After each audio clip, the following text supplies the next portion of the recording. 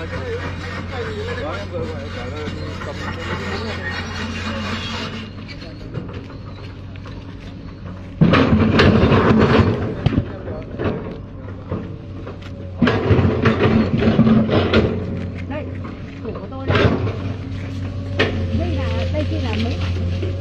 không? Có chỗ nào là vẽ đường không? Xin mời bây giờ nhé. Thừa 107. Em quay lại ấy cho anh. Tôi đã giải thích rõ với anh chị như này. Cái việc đất này có đường hay không, có vẽ đường hay không, cái không thể hiện cho cái sơ bản trong cái giấy chứng nhận của đất này. Do đó là được các xem xét trên bản. Không vẽ thì là của nhà tôi chứ bây giờ ai vẽ của nhà tôi được? Việc anh cố tình tôi cũng nói luôn này, không chấp hành cái quy định của đất. Nhà nước tự ý tách thửa của tôi, hai thửa đất này, thửa đất 107 tự ý tách thành thửa 84 và thửa 85 và hiện là không đền bù, mà cái con đường này ấy là thuộc đất sử dụng của gia đình tôi, gia đình tự mở đường vào để canh tác.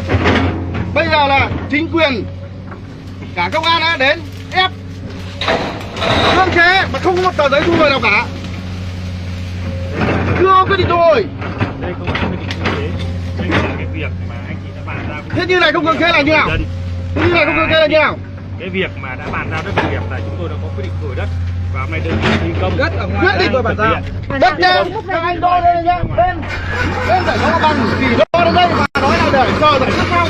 Nhưng hiện tại là đều cưỡng chế để đất này không có đường đâu đâu là nhà anh à? Đấy, anh không phải đất đâu, anh không phải đất của đâu, anh phải nói đúng. Chị có căn cứ chứng minh cho rằng đây là được cấp giấy. Đất này đây chỉ có nhà tôi sử dụng. Đề nghị anh chị viết đơn khiếu nại gửi đến. Viết đơn khiếu nại thì anh chưa được phép làm đây. Nếu mà anh bảo là tôi làm đơn khiếu nại thì các anh hãng dừng. Tôi đang chờ cơ quan của anh để giải quyết tôi con đường này, nhưng các anh không giải quyết, tự nhiên đùng đùng các anh đến đây.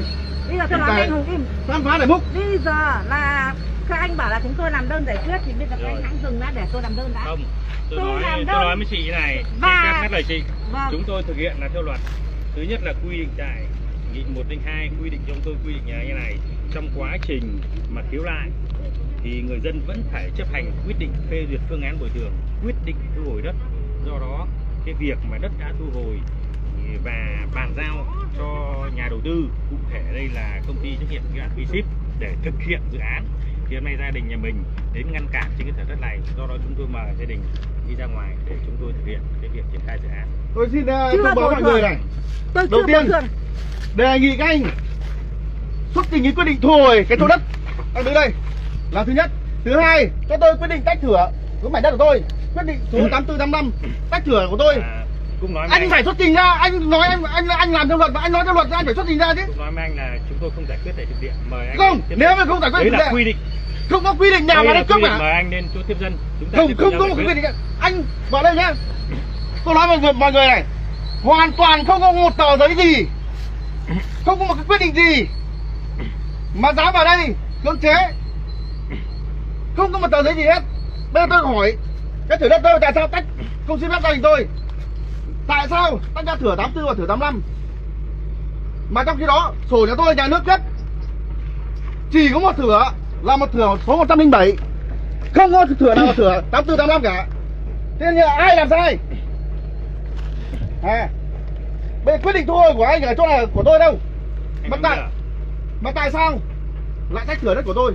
Mà tại sao đường này lại là nhà nước nào vẽ đường, đây là đường giao thông mà rõ ràng mảnh đất này đây chỉ có nhà tôi, không có nhà ai ngoài ra cả, chỉ duy nhất nhà tôi sử dụng,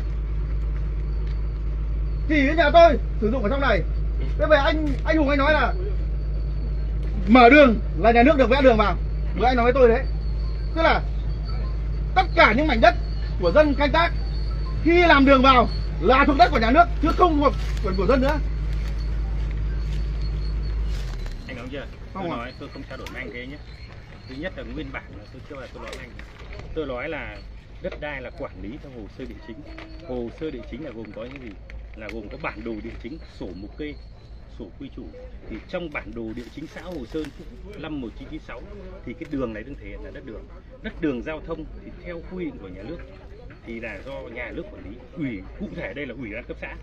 Đấy, do đó đơn vị tổ chức làm nhiệm vụ bồi thường không xác định bồi thường con đường này cho gia đình anh.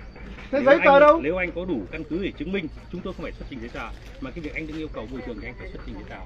Nếu anh có căn cứ cho rằng cái việc đất này anh được cấp giấy nghĩa đất và phải bồi thường thì mời anh lên trụ sở tiếp. Anh muốn giải phóng ở đâu thì anh phải có giấy tờ ở đấy.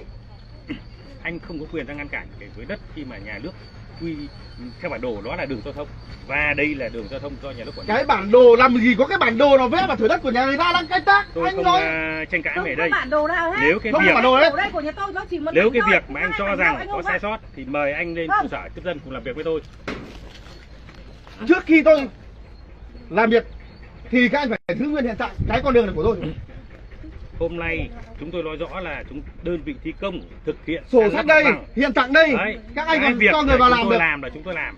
Đấy, còn cái việc mà anh trình bày thì chúng ta cùng trình bày. Chúng ta đã nói rõ là cái việc phải chấp hành thu hồi đất, luật quy định thế thì chúng ta phải làm thế. Tức là dân đang ở là thích thu hồi phải không? Không phải là dân cứ ở thì anh thích thu hồi, mà đây là đương là đất do nhà nước quản lý, anh xây dựng Không trái phép có lên. nhà nước nào quản lý Thì đất đây là buộc đất chúng tôi đất phải đây là đất của tôi sử Đấy. dụng, chỉ có một cái bãi nhà tôi thôi. Tôi nói rõ ràng Cái này là chỉ cũng có cái bãi nhà tôi thôi. trao đổi cùng anh Chẳng nữa. có ai đi vào Đấy. đây hết. Tôi cũng nói rõ nhá, đây là cái đất trên bản đồ đương là đường giao thông và anh chị ra đây là đương cản trở cái việc thi công thì mời anh chị đi ra khỏi cái thửa đất này. Đây là đường của nhà tôi làm để canh tác chứ không phải là đường giao thông nào ở đây cả. Anh phải nói rõ.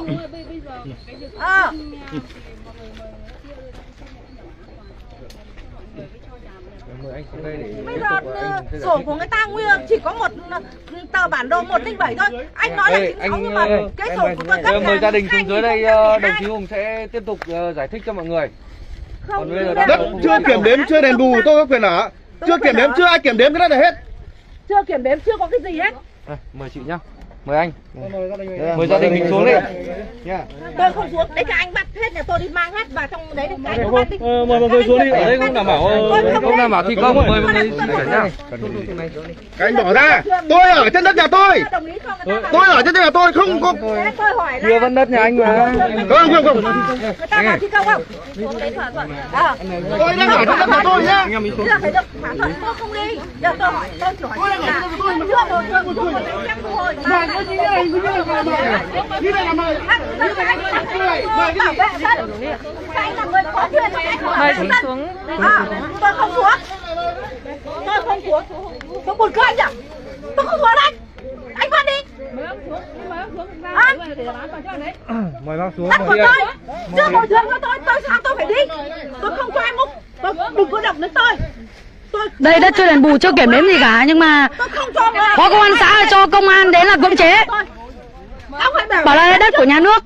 các anh làm các anh có quyền của các anh chứ. Các anh là đảng phải bảo vệ dân chứ. Sao đảng lại không phải bảo vệ dân nào Bác, cháu mời bác xuống bởi vì là này chỗ đây chỗ đang thi công. tôi không xuống. Thi công bây giờ tôi đang đứng trên đất nhà tôi mà sao lại Bảo vệ dân. chưa kiểm đếm chưa đền bù lại đòi thi công là thế nào?